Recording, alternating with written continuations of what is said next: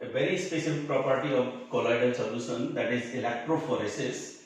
If we take the colloidal solution in a U tube and we pass the electric current in it, then it is observed that colloidal particles starts to move towards one electrode, maybe towards the anode or cathode, and are deposited there. This phenomenon is called electrophoresis. Now the question arises, why these particles move towards one electrode? As we know, electrodes are positive or negative. Then at one electrode, the particles which carry the opposite charge than electrode can only be attracted. So this electrophoresis phenomenon also defined that colloidal particles carry a specific charge. Now our topic is, what is the cause of charge on colloidal particles? There are two different phenomena. According to first phenomenon, that is on the colloidal particles, a layer of electron is deposited, and due to this layer, the colloidal particles gain negative charge. Generally, the metal colloidal solution is negatively charged due to this phenomenon.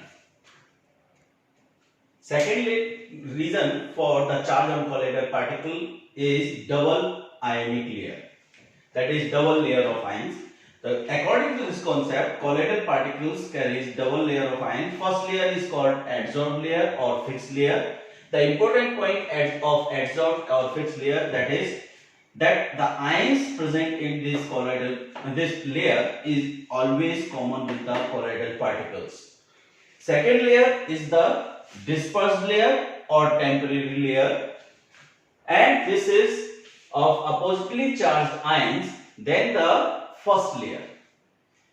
As second layer is temporary, it can be removed easily, but first layer is always the fixed layer, and the charge on colloidal particle is due to the ions present in the first, that is the fixed or adsorbed layer. This is about the concept behind this. Now we have to discuss two important examples here. We can prepare the hydrated ferric oxide colloidal solution in two different conditions. In first condition, we are adding dilute FeCl3 solution in boiling water. Then this FeCl3 ions that dissociate into Fe3 plus ions and Cl minus. These Fe3 plus ions, by water undergoes hydrolysis and gives Fe2O3XH2O. Now in the solution there are only two ions, that is Fe3 plus and chloride ions. As we already discussed, the first layer on colloidal particle is due to the ions which are common with the colloidal particle. So with this colloidal particle, Fe3 plus ions are common. So this form the first layer on the colloidal particle, that is Fe3 plus ions are forming the adsorbed layer or fixed layer, and second layer consists the oppositely charged ions, that is the chloride ions. That's why this is a positive colloid. So whenever we prepare the hydrated ferric oxide colloid by adding FeCl3 in boiling water, then we obtain a positive colloid due to formation of fixed layer of Fe3 plus ion. But when we add FeCl3 in dilute NaOH, then NaOH that consists the Na plus and OH minus ions in the solution. That's why in this case, due to OH ions in excess, first layer of hydroxide ion is formed on Fe2O3 XH2O colloid. What happens? As soon as we add here FeCl3, the Fe3 plus ions immediately combine with the OH ion which are in the excess in the solution.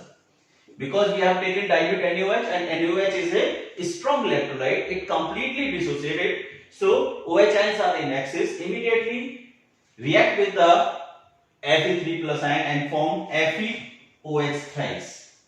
But this FeOH thrice that exists in the form of Fe2O3 XH2O. Therefore, in case of this, here the first layer on this ferric hydroxide, OH ions are forming, and second layer may be of Na plus ions which are present in the solution, and that's why here we obtain a negative colloid. So the first layer on the colloidal particle depends on the condition in which we are preparing the colloidal solution, and it is a selective layer. Now another example, preparation of AgI colloidal solution. It is possible in two different ways. We add silver nitrate solution in Ki solution or Ki solution in silver nitrate. So in first case, if we have taken here Ki solution in axis, so in this solution there is K plus as well as iodide ion in axis. So as soon as we add drop by drop silver nitrate, immediately the silver ion of AgNO3 reacts with iodide to give AgI. Now in AgI there is Ag plus or I minus.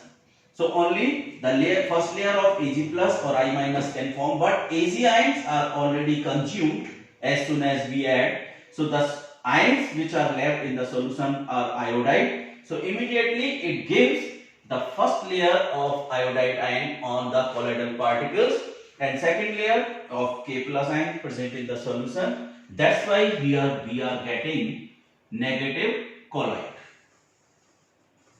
But second case, we are adding Ki solution in silver nitrate. So in this case, in this solution, silver ions are in excess.